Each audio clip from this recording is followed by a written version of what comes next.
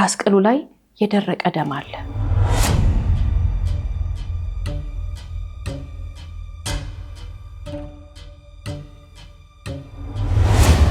ያንን የሚወደውን ጓደኛውን ከፎቅ ላይ እስከ መጣል ድረስ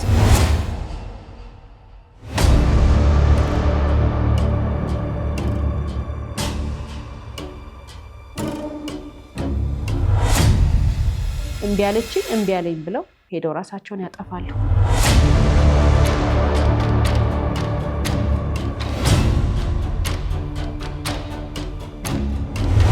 ወላጆች እውቀት የሚያገኙበት ቦታ ትኩረት አድርገው ከሰሩ ልጆቻቸው ከቁጥጥራቸው ውጭ ያውጡ።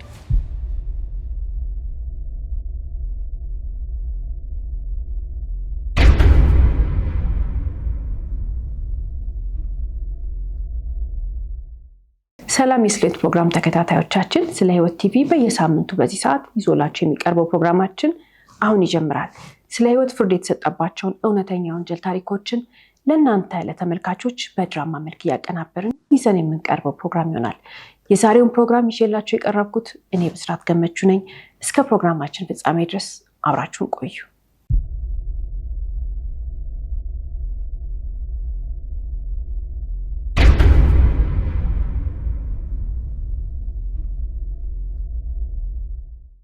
ሁሉ ነገር የተፈጠረው በሌሊት ሰው በተኛበት ጭር ባለ ሰዓት አይደለም፣ በጠራራ ፀሐይ ነው። እነዚህ 4 ወጣት ታዳጊ ልጆች ቤተሰቦቻቸው ቀን ስለሆነ ምንም አይደርስባቸውም ብለው አስበዋል። አስተማሪዎቻቸው የሆነ ነገር ውስጥ ይገባሉ ብለው አልተጠራጠሩ። ያ ቀን ማለት ብሔራዊ የበዓል ቀን ብለን የምናስበው የምናከብረው በዓል ነው። ጭር ያለ ቦታ ነው። ጠዋት ከእንቅልፋቸው ሲነሱ 4 ወጣት ታዳጊ ልጆች በየቤታቸው ቁርሳቸውን በሉ። ከወላጆቻቸው ጋር ከእህት ከወንድሞቻቸው ጋር ሆነው ቁርሳቸውን በሉ፣ ተጣጠቡ፣ ቆንጆ ልብስ ለብሰው ዝንጥ አሉ። ምክንያቱም 4 ጓደኛሞች ከሌሎች ጓደኞቻቸው ጋር ሊገናኙ ሊደሰቱ ከየቤታቸው ሊወጡ ዋግተዋል። ስልካቸውን በደንብ አድርገው ቻርጅ አደረጉት ባትሪ እንዲኖረው። ለምን?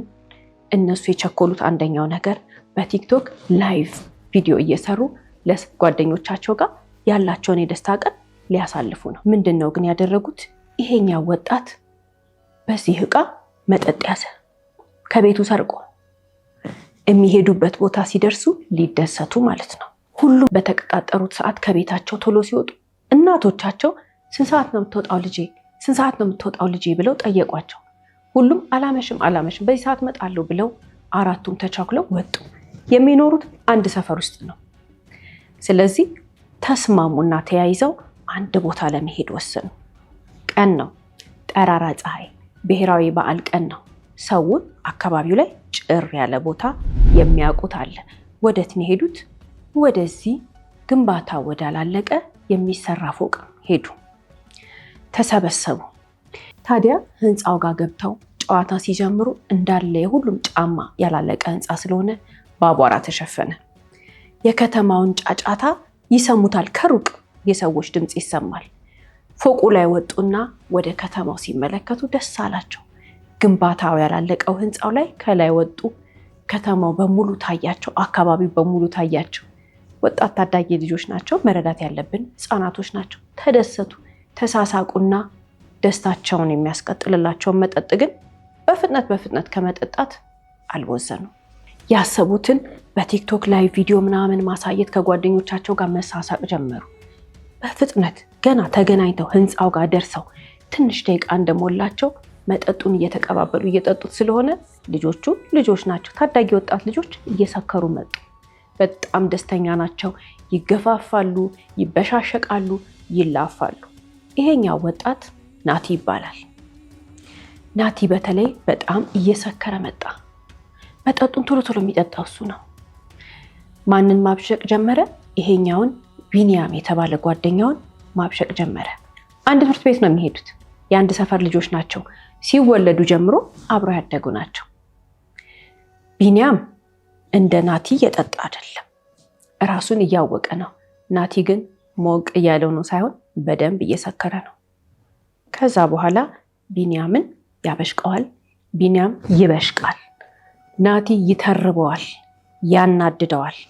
ቅናት አሁን ቢኒያም ውስጥ የነበረ የከረመ ቅናት ውስጡ መንተክተክ ጀመረ።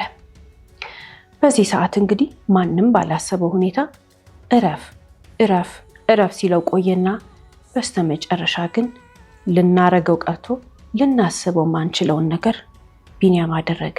ጓደኛውን ተሰርቶ ካላለቀው ፎቅ ላይ ከላይ ወደ ታች ገፋው ተናዶ። አራቱም አይናቸው ለዛች ሰከንድ አየር ላይ ሆነ። የሚወድቀውም ሶስቱ ቆሞ የሚያዩትም ማንም አልጠበቀም። መሬት ላይ ድው ብሎ ሲወድቅ ሰዎች ሰምተዋል። ከውጪ ከሩቅ ያሉ ሰዎች ግን እዛ ግንባታ ቦታ ጋር ዛሬ ረፍት ቀን ነው ምን ወድቆ ይሆናሉ እንጂ ሰው ነው ብሎ የገመተ የለም። ይሄኛው አለቀሰ። ይሄኛው የሚናገረው ጠፍቶት ተርበተበተ። ቢኒያም አሰብ አደረገና አንድ ነገር አላቸው። ሁላችንም አንድ አይነት እንሆን። እኔ እንደገፈተርኩት እንዳትናገሩ፣ ወድቆ ነው እንበላሉ። እየደማ ነው፣ ደሙ እየፈሰሰ ነው። በህይወት አለ ጓደኛቸው፣ ግን ሚስጥሩን መደበቅ ስላለባቸው እንደ ውሃ የሚፈሰው ደሙን ለማስቆም ሕክምና ለመውሰድ አልፈለጉም። ጸጥ እንበል ተባባሉ። እያዩት ጓደኛቸው እዚህ ጋር ወድቆ እነሱ እንዴት እንደሚሸፍኑ ወንጀላቸውን ለመደበቅ የመጠጥ ዕቃውን ደበቁት። የተቀረጹትን ቪዲዮ አጠፉት። ቲክቶክ ላይ ሲለቁ የነበረውን ቪዲዮ ሁሉ ጠፋፋና ምንም ነገር እንዳልተፈጠረ ሆነው ወጣት ጓደኛቸው አብሮ አደጋቸው ህይወቱ አልፎ ተረስቶ እንዲኖር ወሰኑ።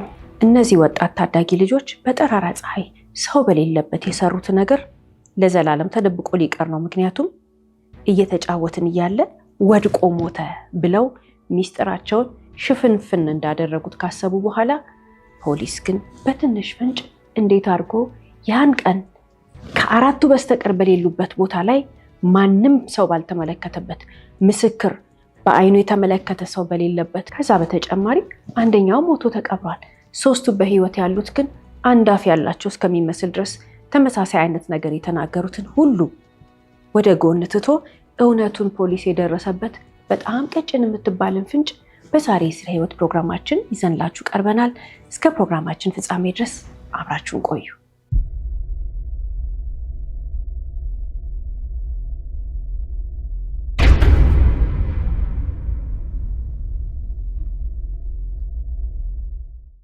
እነዚህ አራት ወጣት ታዳጊ ልጆች ያን ቀን ለመገናኘት ሲቀጣጠሩ አራቱም ምን እንደሚያደርጉ የት ሄደው አንድ ላይ ጊዜ እንደሚያሳልፉ የመረጠው ራሱ ናቲ ነው።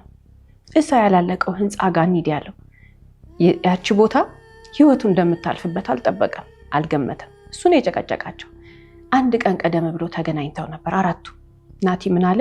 እዛ እንሂድ፣ እንደዚህ እናድርግ እያለ የጨቀጨቃቸው እሱ ነው። ስለዚህ በጠዋቱ ተገናኙ። በጠዋቱ ሲገናኙ ይሄኛው ጓደኛቸው ይዞ የመጣውን መጠጥ አሳያቸው። ቤተሰቦቹን ሰርቆን ያመጣው መጠጥ ምንም አይነት ቀለም የለውም፣ ውሃ ቀለም ነው። ስለዚህ አያስታውቅም። እነሱ ግን አልበቃቸውም።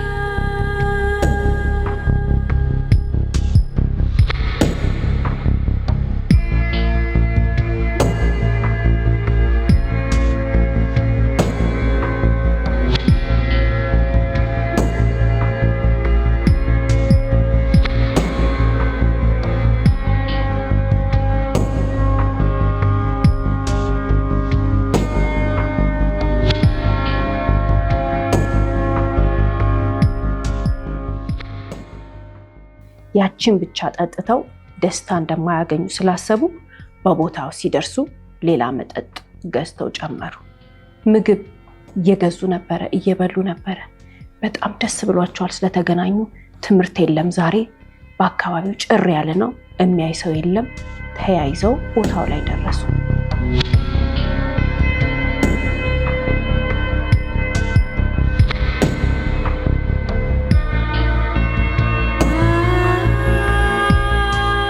ታዲያ ገና መጠጥ እንደጀመሩ አየሩ ተቀየረ፣ ስሜታቸው ተቀየረ። በኃይል ይጫወታሉ፣ ይስቃሉ። ለነሱ ቲክቶክ ቪዲዮ መስራት ትልቅ ነገር ነው፣ የሚያስደስታቸው ነገር ነው። ጓደኞቻቸውን እያሳዩቸው እንደዚህ እያደረግን ነው እያሉ እየተሳሳቁ ነበረ። አራቱም አብሮ ያደጉ ልጆች ወንድማማቾች ብንላቸው ይቀለናል። ሁሉም ተመሳሳይ አይነት ደስታ ነው ያላቸው። በጣም ከመካከላቸው የሚጠጣ የነበረው ናቲ ሞቅ እያለው መጣ። እሱ እየሰከረ መጣ። ግን ቢኒያም ውስጡን አንድ ነገር ይዞታል። እነሱ ሁሉ እንደዛ እየተጫወቱ እሱ 10 ጊዜ ስልክ ይደውላል። ማንጋ? ይህቺ ማያ የተባለች እንደነሱ እኩያቸው የሆነች ወጣት ልጅ ጋር ይደውላል፣ ቴክስት ያደርጋል፣ አትመልስለትም።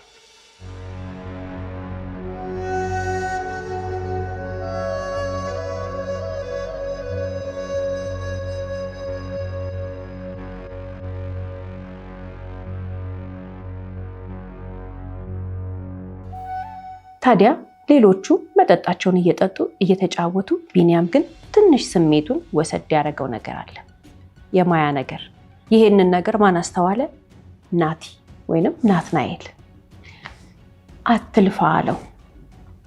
እነሱ እንደሚሉት ከሆነ ለረጅም ጊዜ የሚደውልላት በፍቅር የሚፈልጋትና የሚወዳት ልጅ ናት ማያ። ለማን? ለቢኒያም። ናትናኤል ግን ጓደኛዋ ነው፣ ወይንም ናቲ ጓደኛዋ ነው። ምንም ከሷ ጋር ምንም ነገር የለውም።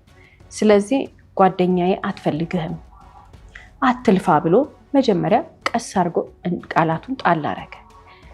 ናቲ እየጠጣ ነው፣ በጣም እየሰከረ ነው። ከሁሉም የበለጠ እሱ ነው የሚጠጣው። ስለዚህ የቢኒያም የጓደኛው መብሸቅ አልተረዳውም። እያበሸቀው ነው። አትፈልግህም እኮ እሷ አንተን፣ እኔ ጋር እየደወለችልኝ ነው፣ ቴክስት እያደረገችልኝ።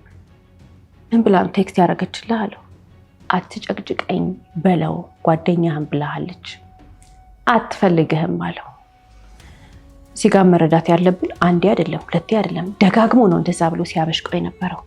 ጓደኞቹ ፊት የምትወዳት ልጅ አትፈልግህም፣ አንተ ጋር ስልክ አታነሳም፣ አንተ ጋር ቴክስት አትመልስም፣ እኔ ጋር ግን ይኸው ቴክስትም ትመልሳለች፣ ስልክም ትደውልልኛለች ብሎ ከዚህ በፊት የሚያወሩትንም ቅድምም ደውላ እንዳይጨቀጭቀኝ ንገረው ያለችውን ሁሉ ከስልኩ ላይ ሲያሳየው በጣም እየተናደደ መጣ። ቢኒያም እየተናደደ ነው ስንል ንዴቱን መቋቋም አቃተው፣ እራሱን መቆጣጠር አቃተው። የቀናበት ከዚህ በፊት የተናደደበት ነገር ሁሉ አንድ ላይ ተጨማመረና ራሱን መቆጣጠር ሲያቅተው ናቲን ከፎቁ ላይ ገፋው።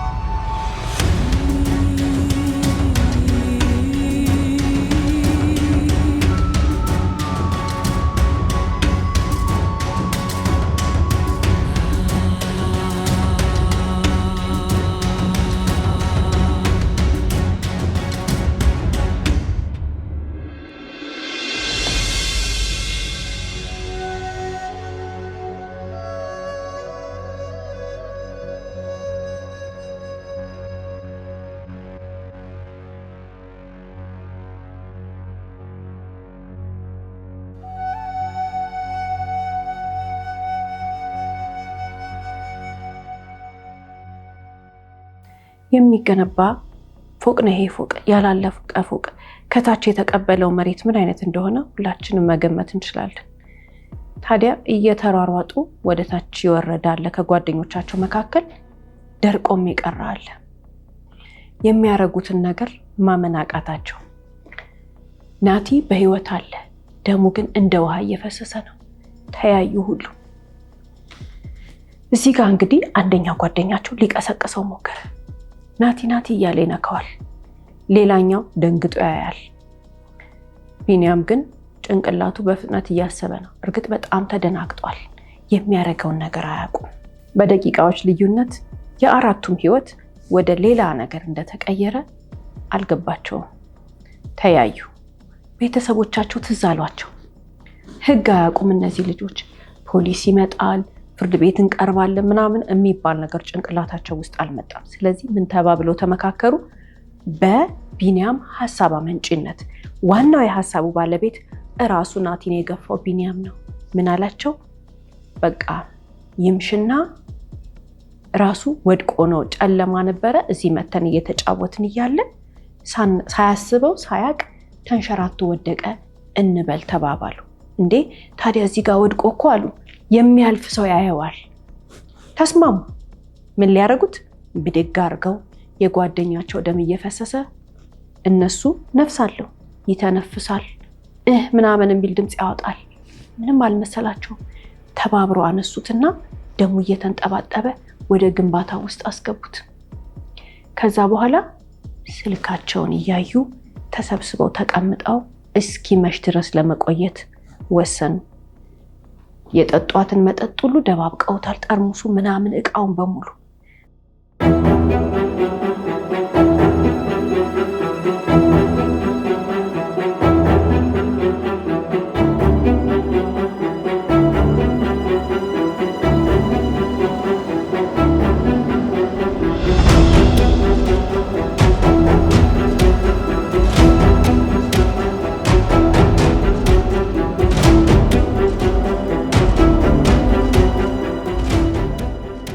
በመሃል ሲርባቸው ምግብ ይበላሉ።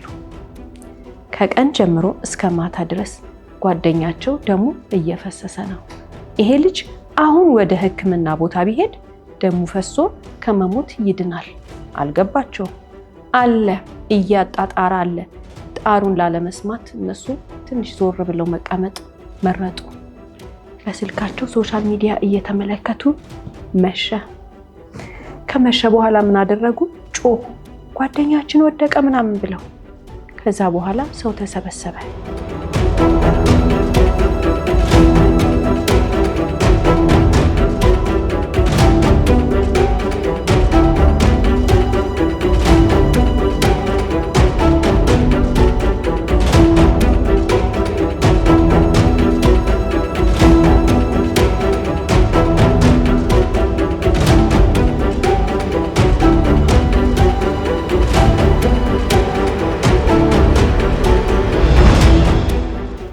ፖሊስ ተጠራ። ወደ ሕክምና ቦታ ሲወሰድ እስከዛች ሰዓት ድረስ ትንሽ ትንፋሹ ነበረች ተባለ። ግን ሐኪም ቤት ሳይደርስ መንገድ ላይ ህይወቱ አለፈ። ወጣቱ ናትናኤል በዛ ምሽት ህይወቱ አለፈ ከተባለ በኋላ ወደ አስከሬን ምርመራ አስከሬኑ ተላከ። ጠዋት በሰላም ከቤታቸው ልጃቸውን ደህና ዋል ብለው የሸኙ ወላጆች የልጃቸውን መሞት ሲሰሙ በጣም ነው የደነገጡት። ሀዘናቸውን መገመት ቀላል ነው። እንዴት እንደሞተ፣ ለምን እንደሞተ፣ በስንት ሰዓት እንደሞተ የሚሰሙትና የተነገራቸው እንግዲህ ከሶስቱ ጓደኞች ነው። ሁሉም ሰው ልቡ በሀዘን ተሰበረ። የነበረው የሀዘን መጠን በአካባቢው ሰው፣ በትምህርት ቤት ቦታቸውም፣ በዘመድ ዘንድም በጣም ትልቅ ነበረ። የ16 ዓመቱ ናትናኤል ሞተ፣ ተረሳ፣ በቃ ተባለ። የዛን ዕለት የተፈጠረውን ነገር ሶስቱም በህይወት ያሉት ወደ የቤታቸው ገብተው ለቤተሰቦቻቸው ያስረዱት ነገር አለ። ሶስቱም የተለያየ ቤት አይደለም የሚኖሩት። ሶስቱም የተለያየ ነገር እየተናገሩ ነው። ግን ሶስት የተለያየ ቤተሰብ ስለሆነ አምኗቸዋል። አንድ ሰው የሶስቱን ንግግር ቢሰማ ልዩነት በደንብ ይገኝበታል። አንዱ እንደዚህ ሆነ ወደቀ ይላል፣ አንዱ በዚህ በኩል ታጥፎ ወደቀ ይላል፣ አንዱ በፊት ለፊት በኩል እንደዚህ ሆነ ይላል። ሶስቱም የሚናገሩት ነገር አንድ ሀሳብ ቢሆንም ግን አወዳደቁ ከዛ በኋላ ስለነበረው ነገር ስለ ሰዓቱ ልዩነት አለው። ግን ሶስቱን አንድ ላይ አድርጎ ወይንም ደግሞ ሶስቱን ነጣጥሎ ያናገረ አካል ስለሌለ ቤተሰቦቻቸውን ዋሿቸው። ፖሊስ ከዚህ በኋላ እዚህ ታሪክ ውስጥ ይኖራል ብለው ያልገመቱት ልጆች ቀብር አለፈ፣ ተለቀሰ። ቤተሰብ በሀዘን ልቡ ተሰበረ። እነሱም ምንም እንዳልተፈጠረ ቤተሰቡንም እያጽናኑ ትምህርት ቤትም እየሄዱ የተፈጠረውን ነገር ቀስ ቀስ እያሉ እየተናገሩ ከዛ በኋላ ቀረ ተረሳ ብለው ህይወታቸውን ናቲ የሚባል ሰው ምድር ላይ እንዳልተፈጠረ ረስተው ቀጠሉ። ፖሊስ ግን ናቲን አልረሳው። ፖሊስ በራሱ የምርመራ ቴክኒክ አለው። የዛን ዕለት ሞተ ተብሎ ከመጣ በኋላ ይህ ልጅ እንዴት ነው የሞተው የሚለውን ለማወቅ ወደ አስከሬን ምርመራ ውጤቱ መጠበቅ ነበረበት። የአስከሬን ምርመራ ውጤቱ ሲመጣ ግን በጣም ያሳዝናል። የናቲን አስከሬን ምርመራ የመረመሩት ሐኪሞች አስከሬኑን ሲመለከቱ በጣም አነሰባቸው። አስከሬን ምርመራ ቦታው ጋር አስከሬኑ ሲደርስ በጣም በአቧራ ተሸፍኖ ነበር አስከሬኑ። ራስ ቅሉ ላይ የደረቀ ደም አለ። ወደ ሰውነቱ ወደ ጀርባው በኩል ፈሶ በደንብ ሰውነት ውስጥ የገባ ቆዳውን የነካ ደም አለ። መሬት ላይ የተጎተተበት በጀርባ በኩል በሰውነቱ የጀርባ በኩል የተላላጠ ነገር አለው። ስለዚህ የአስከሬን ምርመራ ውጤቱን ዋና መርማሪው በተጨማሪ 2 ሌሎች ባለሙያዎች የተስማሙበትን የሞተበትን ምክንያት፣ የሞተበትን ሰዓት ከምርመራው ተነስተው የደረሱበትን ሪፖርት ወደ ፖሊስ ጣቢያው ይልካሉ። ላኩ። የሐኪም የአስከሬን ምርመራ ውጤቱ ወደ ፖሊስ ሲላክ ግን ዋና መርማሪውና የምርመራ ቡድን አባላቱ ሁሉ ውጤቱን ሲረዱ በጣም አዘኑለት ለናቲ። ለምን ምን ሆኖ እንደሞተ ግልጽ ነው።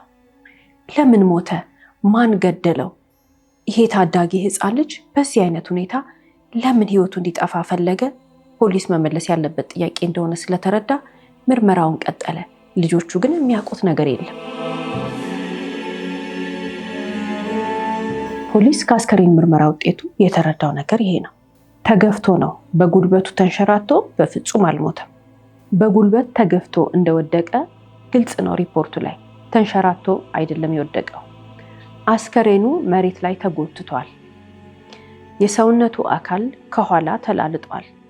ራስ ቅሉን ጨምሮ የደረቀ ደም ይታይበታል። ከወደቀ በኋላ ለሰዓታት ሳይሞት ቆይቷል። እውነት ነው። ምክንያቱም እነሱ ስልካቸውን እየነኩ ህይወቱ እስኪያልፍ ድረስ እየጠበቁ ሳይሆን እየጨለመ መስሏቸው ነበረ። በዚህ ሰዓት ነበር እንግዲህ ልጁ ህይወቱ እንዳለፈ ፖሊስ በሪፖርቱ በደንብ ተረድቷል። እነሱ እንዳሉት ማታ ወድቆ ሳይሆን በጨለማ ወድቆ ሳይሆን ፖሊስ ያለ እነሱ ቃል ከምርመራ ውጤቱ ብቻ የተረዳው ነገር ከወደቀ በኋላ ለሰዓታት በህይወት ደሙ እየፈሰሰ እንደቆየ ከሪፖርቱ ተረድቷል።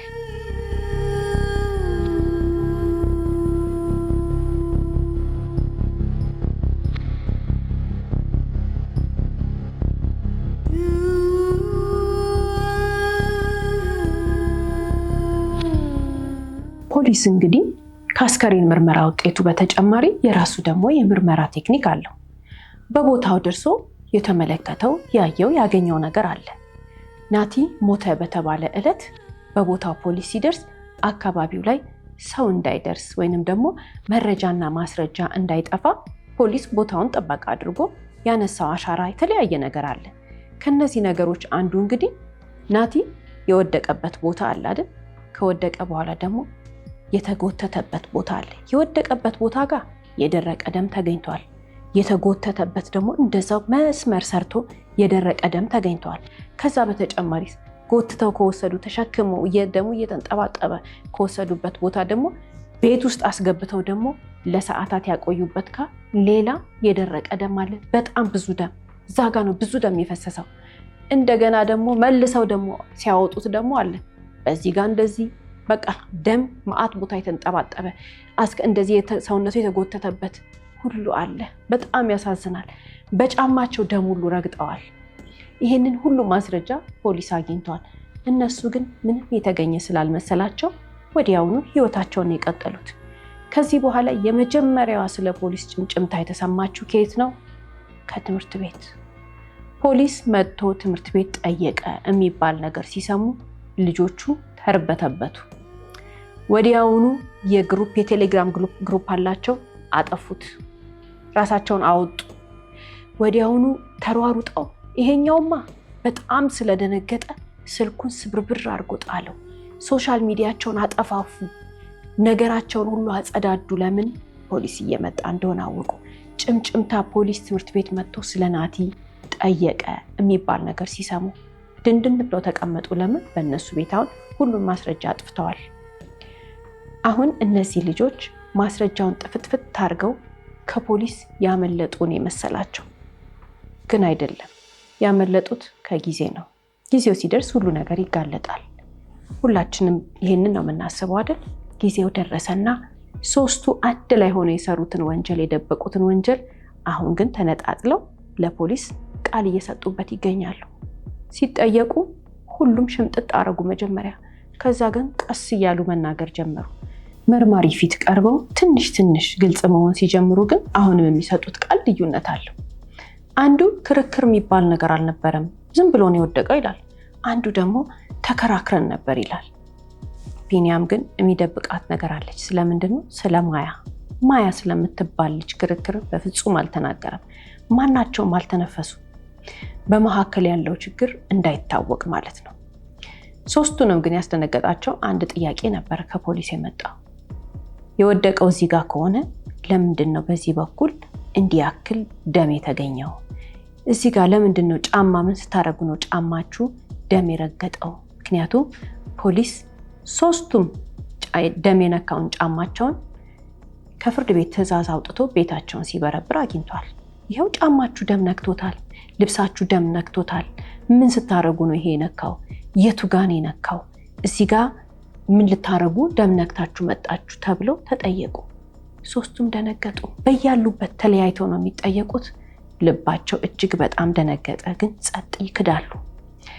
አሁን ሶስቱም ትንፍሽ የማይሉት ስለ ማያ ነው። ፖሊስ ግን ራሱን ማያን አገኛትና ፊት ለፊት አስቀመጣት። ማያ ችግር ውስጥ መግባት አልፈልግም የሚል አይነት ስብዕና ያላት ሴት ነች። ራሷን ነፃ ማውጣት ነው የምትፈልገው። ስትጠየቅ ሁሉን ነገር በግልጽ ነው የምትናገረው። የናቲ መሞት አሳዝኗታል፣ ግን ችግር ውስጥ መግባት ስለማትፈልግ እውነቱን ተናገረች። ቢኒያም እየደወለ የዛን ዕለት በስልክ ይጨቀጭቃት እንደነበረ ተናገረች። ብዙ ጊዜ ደውሎልኛል አለች፣ ግን 9 ጊዜ ቴክስት ሜሴጅ ልኮልኛል አለች። እሷ ደግሞ ጓደኛህ እንዳይጨቀጭቀኝ አርግልኝ ብላ ብዙ ጊዜ ደውላ ለናቲ እንደነገረችው ተናገረች። አሁን እዚህ ጋር የምንረዳው ነገር ምንድን ነው? ግልጽ ነው። ሁለቱም የተጣሉበት ወይንም ደግሞ ሁለቱ ሊጋጩበት የሚችለው ነገር የማያ ነገር እንደሆነ ለፖሊስ ግልጽ ነው። ማያ ደግሞ ቀጥላ የተናገረችው ነገር አለ። በእኔና አለች በማያና በናቲ ግንኙነት ቢኒያም በጣም ይቀናል። ናቲ እንደ ወንድሟ እንደምታየው ጥሩ ጓደኛዋ እንደሆነ ተናገረች። ግን ከቢኒያም ጋር ያን አይነት ቅርበት እንዲኖራት እንደማትፈልግ ተናገረች። ስለዚህ እሷ ሁል ጊዜ መጫወትም ማውራትም በስልክ መደዋወልም በቃ ጓደኛዋ አርጋ የምትወስደው ጥሩ ጊዜ የምታሳልፈው እንደ ወንድም ከምትቆጥረው ከናቲ ጋር እንደሆነ ተናገረች። ለናቲ በጣም ቅርብ ናት። ይሄ ነገር ደግሞ ለረጅም ለሚባል ጊዜ ቢኒያምን ውስጡን ያቆስለው ነበር።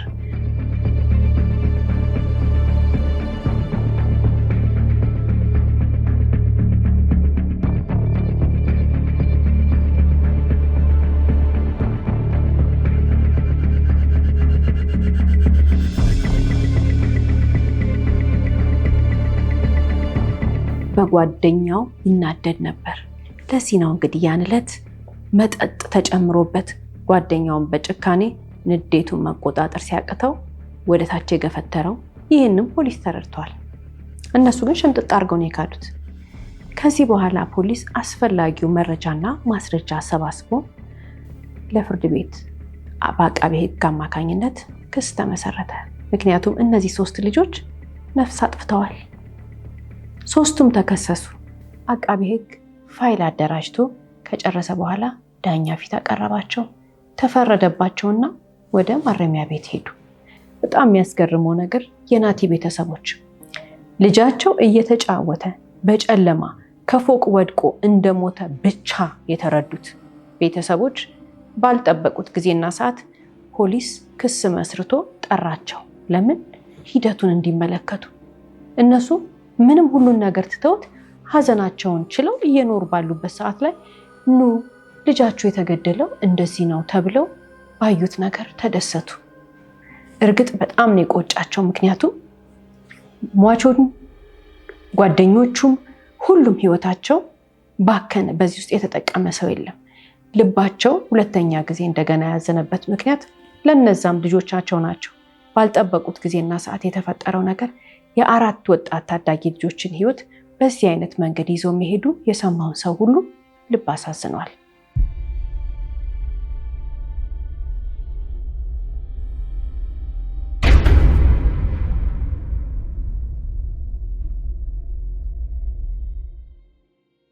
ሁልጊዜም እንግዲህ ከታሪኮቻችን መጨረሻ የምናነሳቸው በርካታ ሀሳቦች አሉ። የዛሬ ባል ታሪኮቻችንን ህይወት ስንመለከት ለአራቱም ወጣት ታዳጊ ልጆች ልባችን በጣም ያዝናል። ያሳዝናሉ። ልጆቹ ፍጹም በ16 ዓመታቸው ሊሄዱ የማይገባቸው መንገድ ነው የሄዱት። እንደነዚህ አይነት ነገሮች ለምን ይገጥሙናል ብለን ብዙ ነገር ሀሳብ በውስጣችን ሊንሸራሸር ይችላል። ትልቅ ግን የምንታዘበው ነገር አለ።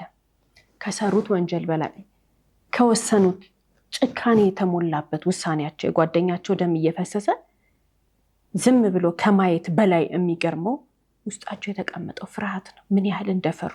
ምክንያቱም ለምን ይሄን አደረጋችሁ፣ ለምን እርዳታ እንዲያገኝ አላደረጋችሁም ተብለው ሲጠየቁ ፈራን ያሉት። ለሁላችንም ግልጽ ነው። የምታስገርመው ሀሳብ እሷ ናት። ልጆቻችን ይሄንን ያክል ለምን ይፈራሉ? አንዳንድ ልጆች እኮ ልክ ትልቅ ወንጀል ትልቅ ጥፋት ካጠፉ በኋላ ማንም ሳያውቅባቸው ቀጥ ብለው ሄደው ለወላጆቻቸው ይናገራሉ። አንዳንዶቹ ደግሞ እንደዚህ አደገኛ ነገርም ሆኖ ወደ እነሱ ሌላ ጉዳት እስከሚወልድ ድረስ ዝም ይላሉ። ለምን? ሁለት የተለያየ ወላጅ ነው ያሳደጋቸው። ልጆቻችንን እያስፈራራን የምናሳድጋቸው ከሆነ ወንጀል ይስሩ፣ የፈለጉትን ነገር ያድርጉና መጥተው ይንገሩን አይደለም። ግን ልጆቻችን የምንወዳቸው ወንጀልም ሰሩ፣ ጥፋትም አጠፉ፣ ሰነፉ ወይንም ደግሞ በተቃራኒው የምንፈልገውን አይነት ፈጣሪን የሚፈሩ ሕግን የሚያከብሩም አይነት ልጆች ቢሆኑ ስሜታችን ተመሳሳይ እንደሆነ ካወቁ ልጆች የትኛውንም ነገር ሰርተው ወደኛ ይመጣሉ። የዛሬ ባል ታሪኮቻችን እኮ ልጆቹ ከመካከል አንድ ሰው እንኳን ለወላጁ ፍርሃት የሌለው ወይንም ደግሞ ወላጁን የሚያከብር ግን ደግሞ በሰራው ነገር ላይ የማይሸማቀቅ አንድ ልጅ ቢኖር ኖሮ ከመካከላቸው የአራቱም ህይወት ይተርፍ ነበር። አራቱም ዛሬ ሟቹም በህይወት ይኖር ነበር። እነዛም ልጆች ማረሚያ ቤት አይገቡም ነበር፣ ትምህርት ቤት ይሆኑ ነበር። ማናችንም በህይወት ያገኘነውን እድል ያገኙ ነበር። በጣም የሚያሳዝነው ነገር ግን አራቱም በሚያሳዝን ሁኔታ ህይወታቸው ወዳልተገባ ቦታ የሄደበት ምክንያት ፍርሃት በሶስቱ ላይ ስለነበረ ነው። ሁልጊዜም ቢሆን ልብ ማለት ያለብን ነገር ልጆቻችን ምንም ነገር ይስሩ፣ ምንም ነገር ያጥፉ፣ ግን በድፍረት መጥተው ለኛ የሚነግሩበትን አይነት አስተሳሰብ እንዲኖራቸው ማድረግ የምንችለው እኛና እኛ ብቻ ነን። ልጆቹ ይሄንን ለማድረግ አይችሉም እኛ ካላደረግ ነው። ልጆቹ ይሄንን ትምህርት ቤት አይሰጣቸውም፣ መጽሐፍ አንብበው አያገኙትም፣ ፊልም አይተው አያገኙትም። ይሄን አስተሳሰብ የሚያገኙት ከኛ ነው። ከኛ ደግሞ የሚያገኙት እኛ እንዳይፈሩን ለማድረግ አይምሯችን አስቦ አቅዶ እውቀት ከሌለን ከተለያየ ነገር እውቀትን ለውስጣችን ካሳደርን በኋላ አይምሯችን ካስተዋለ በኋላ ልጆቻችን እንዳይፈሩን በሁሉም ሁኔታ ውስጥ እንደምንወዳቸው ለማድረግ የሚያስችል ግንዛቤው ከኖረን በኋላ እናለማምዳቸው፣ እንንገራቸው፣ እናስተምራቸው። ከቃላት ውጭ የተለያዩ መንገዶች አሉ። እነሱን የምናገኝበትን እውቀቱን የሚያስጨብጡንን ነገሮች ላይ በደንብ አድርገን ሰርተን ከተረዳን በኋላ ለልጆቻችን ማስረዳት የብልጥ ወላጅ ስራ ነው። ምክንያቱም ልጅ የሚሆነው ከተወለደ በኋላ ቲኔጀር ከሆነ በኋላ ከዛ በኋላ ደግሞ የጎልማሳነት ህይወት አይደለም። ለዘላለም ልጅ ለወላጁ ልጅ ነው። የፈለገ የእድሜ ክልል ውስጥ ይድረስ ሲከፋው ሲያጠፋም ሲበደልም ደውሎ እናቴ አባቴ ማለት የሚችለው እንዲህ አይነቱን ነገር በልጅነታቸው ጀምሮ መስራት ስንችል ስለሆነ ልጅ ስናሳድግ ፍርሃት የሚባል ነገር ውስጣቸው እንዳያድር ማድረግ የምንችለው መጀመሪያ እኛ ተረድተን አውቀን ከዛ በኋላ ለልጆቻችን ካስረዳን እንደሆነ ማወቅ መቻል አለብን። ሌላው እዚህ ታሪክ ውስጥ የምንታዘበው ነገር መጠጥ ያለውን ጉልበት ነው። እነዚህ ልጆች መጠጥ ባይጠጡ ኑሮ ይሄን ነገር ያደረጉት ነበር?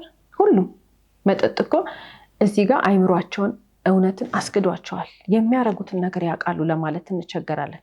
የመገፍተር ተግባሯን ጀምረን እስከ መጨረሻው ድረስ ያደረጉት ነገር መጠጥ ባይጠጡ ኑሮ ላያደርጉት ይችሉ ነበር ብለን እንገምታለን። እውነቱን የሚያውቀው ፈጣሪ ብቻ ነው። ለዚህ ነው እንግዲህ ሰው በመጠጥ ኃይል ተገፋፍቶ እንዲህ ያደረገ፣ በመጠጥ ኃይል ተገፋፍቶ ይሄን ያደረገ የሚባልበት ምክንያት መጠጥ እውነትን ያስክደናል። መጠጥና ንዴት ደግሞ በፍጹም አብረው የማይሄዱ ነገሮች ናቸው። ማስተዋል መቻል አለብን። መጠጥ ልክ አለው። ሰው መጠጥ አይጠጣ እንደዚህ አይሆን አንልም፣ ግን ልክ አለው። መጠጥ ተጠጥቶ የሚወሰን ውሳኔ፣ ሰው መጠጥ ጠጥቶ የሚያደርገው ነገር በሙሉ ዘመኑን ሁሉ የሚጸጽተው ነገር ሊሆን እንደሚችል በዛሬ ስለ ፕሮግራማችን ተመልክተናል። አንዳንድ ሰዎች እኮ በአንድ ምሽት በአንድ ቀን የወሰኗት ውሳኔ እድሜ ልካቸውን ዋጋ አስከፍሏቸዋል።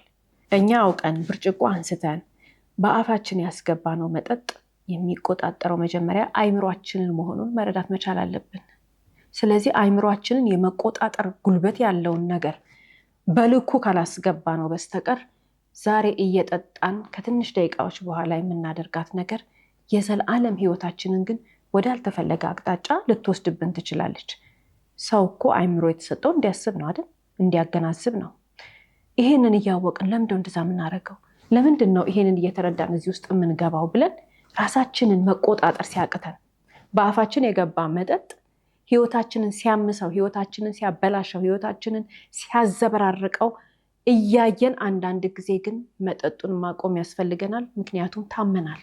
ህመም ነው። ማንም ያላየው ህመም፣ ትኩሳት የለው፣ የሚታይ ሰውነት ለውጥ የለ። ግን መጠጥ ማቆም የሚያቅታቸው ሰዎች አሉ። ሰው ሳያቸው ተደብቀው የሚጠጡ ሰዎች አሉ። በተለይ ልጆች ያን ያደርጋሉ። ወላጆች ልጆቻችሁ መጠጥ ተደብቀው እንደሚጠጡ ላታውቁ ትችላላችሁ፣ ላናቅ እንችላለን። ልጆቻችን እኛ ሳናያቸው የዛሬ ባልታሪካችን መጠጡ ቀለም ስላልነበረው የውሃ ስለነበረ ቀለሙ በውሃ ኮዳ ውስጥ ደብቆ ያደርግ ነበር። እንዲህ የሚያደርጉ ልጆች አሉ። ልጆች የኔ ልጅ አያረግም፣ የኔ ልጅ አታረግም እንዳንል እንዳንሳሳት። እንኳን አይደሉም ህፃናቶቹ ልጆች ትልቅ ሰው ሆኖ እኮ 18 ዓመት አልፎት ራሱን ማስተዳደር የሚችል አንዳንዱ ወላጅም ሆኖ እኮ መጠጥ መጠጣት ማቆም ያቀተው ብዙ ሰው አለ። ስለዚህ ልጆቻችን መጠጥ አይጠጡም፣ ልጆቻችን መጠጥ አያገኙም፣ ልጆቻችን ወደ መጠጥ አይደርሱም ብለን ማሰብ የዋህነት ነው። ቤታችን መጠጥ ባይኖር እኛ ያሳደግንበት መንፈሳዊ ህይወታችንን መሰረት አድርገን ልጆቹ በፍጹም መጠጥ አይጠጡም ብለን ከምናስብ ይልቅ እንከታተላቸው፣ እንያቸው፣ እናስተውልና እንመልከታቸው። የዛሬ ባልታሪኮቻችን አራቱም ወላጆቻቸው ሲጠየቁ እንኳን መጠጥ የሚጠጡ መጠጥ አሽትተው የሚያቆሙ አልመሰላቸውም ነበረ። ትልቅ ነገር መረዳት መቻል አለብን። ያስደነግጣሉ። በተለይ እነዚህ 12፣ 13፣ 14፣ 15 እያለን የምንቆጥራቸው እድሜ ላይ ያሉ ልጆች መጠጥ የማግኘት አቅማቸው በጣም ትልቅ ነው። አንዳንድ ቤተሰብ ቤት ውስጥ ገዝቶ ያስቀምጣል። ቤት ውስጥ ገዝቶ ያስቀመጠውን መጠጥ የሚረሳ ሰው አለ። ከጎረቤት ሊያገኙ ይችላሉ። የሚያሳዝነው ነገር ግን ልጆቹ ሳያስቡት ሱሰኛ ይሆናሉ።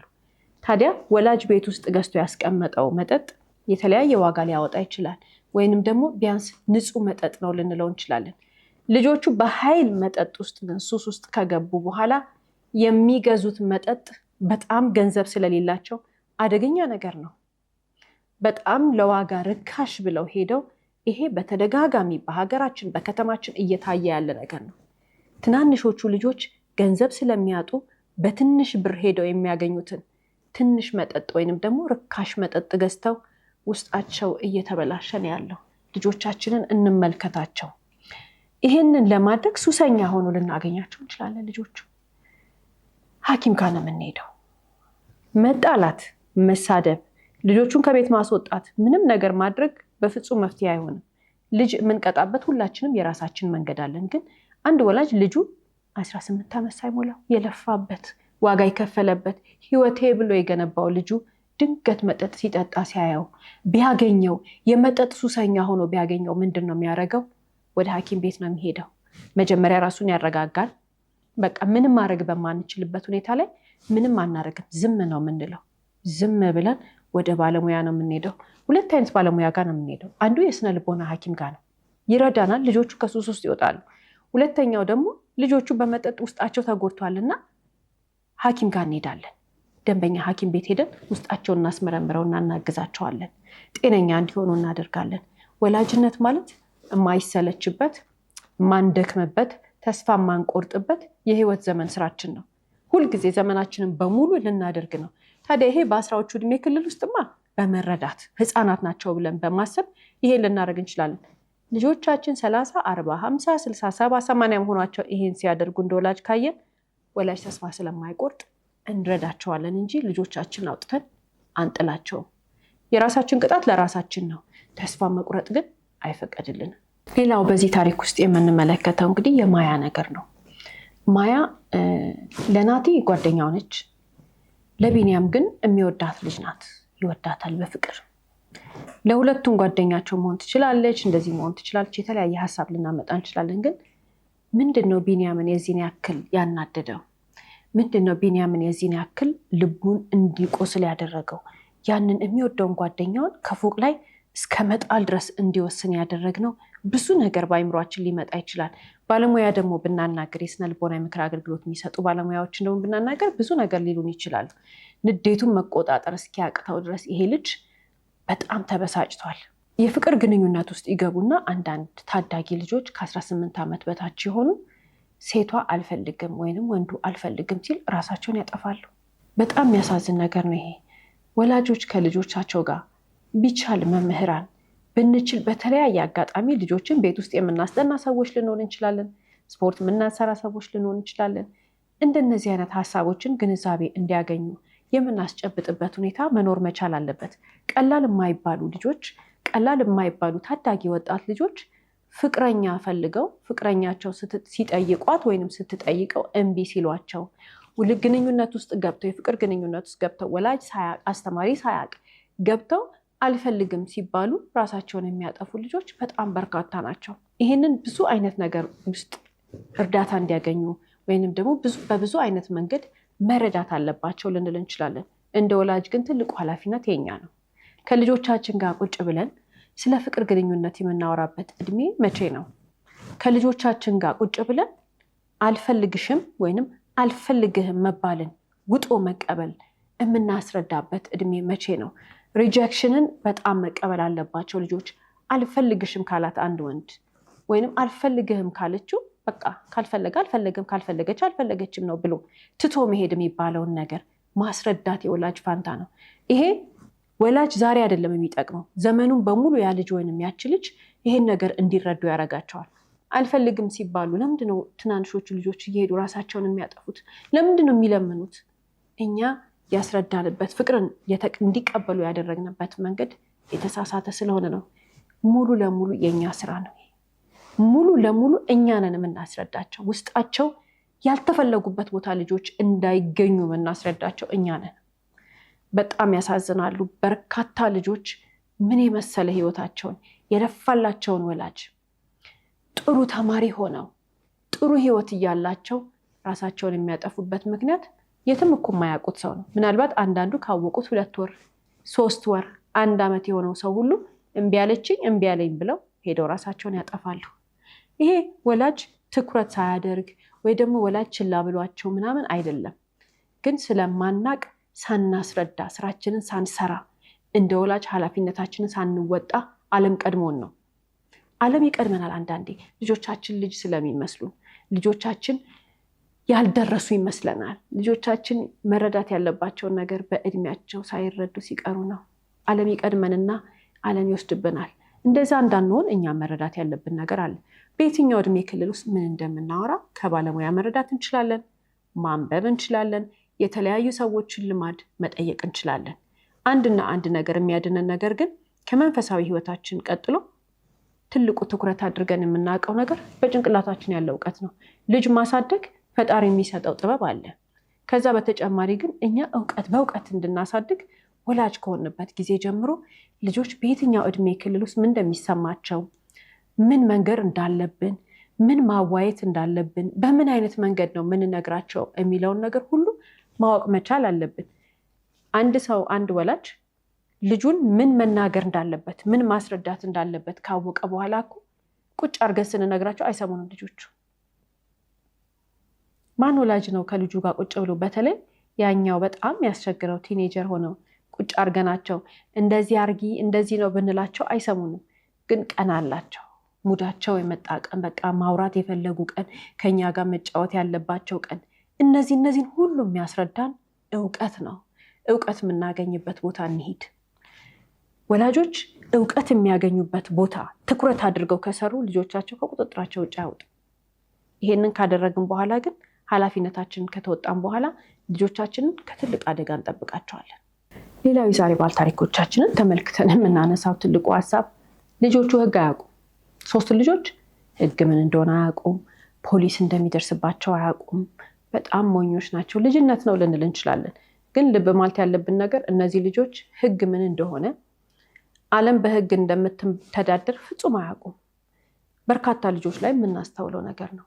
ልጆቹ አንዳንዴ ምን ያስባሉ? እነሱ ከፖሊስ እንደሚበልጡ፣ እነሱ ከምርመራ እንደሚበልጡ፣ ከፖሊስ የምርመራ ቴክኒክ ከተለያየ ነገር እንደሚበልጡ አድርገው ያስባሉ። ይሄ ወላጅ በሙሉ የሚያስተውለው ነገር ነው። መሸወድ እንደሚችሉ፣ ማታለል እንደሚችሉ፣ ከፖሊስ በላይ ማሰብ እንደሚችሉ፣ ከህግ በላይ ማሰብ እንደሚችሉ ልጆቹ የሚያስቡበት መንገድ አለ። ይሄንን ልጅ ያሳደገ ወላጅ በሙሉ ያውቃል። በማታለል እነሱ የሚበልጡ ይመስላቸዋል። አዎ የልጅነት ሀሳብ ነው። አዎ ካለመረዳት የመጣ ነው። ወላጅ ግን ለልጆቹ ስለ ህግ፣ ስለ ፖሊስ እየነገረ ሲያሳድጋቸው ትልቅ መስራት ያለበት ነገር አለ። ለልጆቹ ህግን አስረድቶ የሚያሳድግ ወላጅ ህግ ምን ማለት እንደሆነ፣ በህግ ሰው ጥፋት ካጠፋ ተጠያቂ እንደሚሆን በትክክል እያደረገ የሚኖር ወላጅ ልጁን የሚወድ፣ ራሱን፣ ህይወቱን፣ ልፋቱን የሚያከብር ወላጅ ነው። እኛ እየኖርን ልናሳያቸው የሚገባ ነገር አለ። ህግ ማክበርን ልጆች ከኛ ነው የሚማሩት። ህግን ስናከብር ልጆች ፊት ምንም አይነት ህገ ወጥ የሆነ ነገር መናገር ማድረግ ብቻ ሳይሆን ማሰብም እንደሌለብን መረዳት አለብን። አንዳንዶቻችን ልጆች ፊት የማይደረግ ነገር፣ በህግ የሚያስጠይቅ ነገር፣ እንደው ትልቅ ወንጀል ነው ባይባል ግን ህገ ወጥ ነገር እያወራን ከሰው ጋር እየተነጋገርን ህግን ማታለል በጆሯቸው በተለይ በልጅነታቸው እንዲሰሙ እያደረግን ልብ አንልም። ይሰማሉ ብለን አናስብም። የምንሰራ ወላጆች አለንና ልጆቹን ምን እያስተማርናቸው እንደሆነ መረዳት መቻል አለብን። ህግን የሚያስተምር ወላጅ አስተዋይ ወላጅ ነው። ህግን የሚያስተምር ወላጅ እጅግ በጣም ለልጆቹ መጪ ህይወት ጥንቃቄ የሚያደርግ ወላጅ ነው። ጥቂቶች ግን በጣም ህግን መተላለፍን እንደ ጀብድ ቆጥረውት ከህግ በላይ እንደሆኑ ቆጥረው ልጆቹ እየሰሙ በስልክ ያወራሉ፣ በተግባር ያደርጋሉ። በጣም የሚያሳዝን ነገር ነው። አንዳንድ ወላጅ እኮ ለልጆቹ የውሸት 18 ዓመት ሳይሞላቸው እንካ ልጄ ንዳ ብለው መንጃ ፈቃድ ያመጣሉ። ተግባሩ ሌላ ነገር ሆኖ እያለ አንድ ትልቅ መልእክት ግን ለልጆቹ ሰጥተናል። አንተ ከህግ በላይ ነህና ህግ አይዝህም፣ እንካን መንጃ ፈቃድ አውጥተህ ንዳ ወይንም ንጂ እያልናቸው ነው። በጣም ብዙ ነገር ትናንሽ የሚመስሉ ጥቃቅን የሚመስሉ በልጆች አይምሮ ላይ ግን ትልቅ ነገርን ትልቅ አስተሳሰብን ሊፈጥሩ የሚችሉ የወላጅ ተግባሮች ናቸው። ልጆቹ ህግን እንዳይፈሩ የሚያረጋቸው፣ ህግ ይዘናል ብለው እንዳይጠነቀቁ የሚያረጋቸው። ሰው ህግን መፍራት አለበት ከፈጣሪው ቀጥሎ። ህግን እንዲፈራ የምናደርገው ደግሞ እኛ እንደ ወላጅ ራሳችን ነን። የምናሳድጋቸው ልጆች ህገ ወጥ እንዳይሆኑብን፣ የምናሳድጋቸው ልጆች ህግን እንዲያከብሩ፣ ፈጣሪን እንዲፈሩ ከፈለግን ማስረዳት የምንችለው እኛ ነን እንደ ወላጅ። አለዚያ ግን ልጆቻችን መስመር የማያውቁ ህግን የማያውቁ ይሆንና እንደ ዛሬ ባልታሪኮቻችን አንያዝም አይታወቅብንም ብለው በገዛ ህይወታቸው ላይ ራሳቸው ይፈርዳሉ። ይሄን እንዳይሆንብን መጠንቀቅ መቻል አለብን። አንዳንድ ልጆች እኮ አሉ አይደል፣ ሰው መተው ጓደኞቻቸውን መተው እንደሚጠየቁ አያውቁ፣ ጓደኞቻቸውን ደብድበው እንደሚጠየቁ አያውቁ፣ የጓደኞቻቸውን ዕቃ ቀምተው እንደሚጠየቁ አያውቅም። ወንድም ለእህቱ ሄዶ ሌላ ሰው ሲመታለት እሱ እንደሚመታ እሱ እንደሚጠየቅ አያውቁም። ይሄ ከኛ ችላ ማለት ሳይሆን ጊዜ አተን ሊሆን ይችላል፣ ልጆቹ ያልደረሱ መስሎ ሊሆን ይችላል። ግን ስራችንን ካለመስራት የሚመጣ ነገር ስለሆነ ወላጅ ሁል ጊዜም ቢሆን ለልጁ ህግን ማስተማር የብልጥ ተግባር ነው።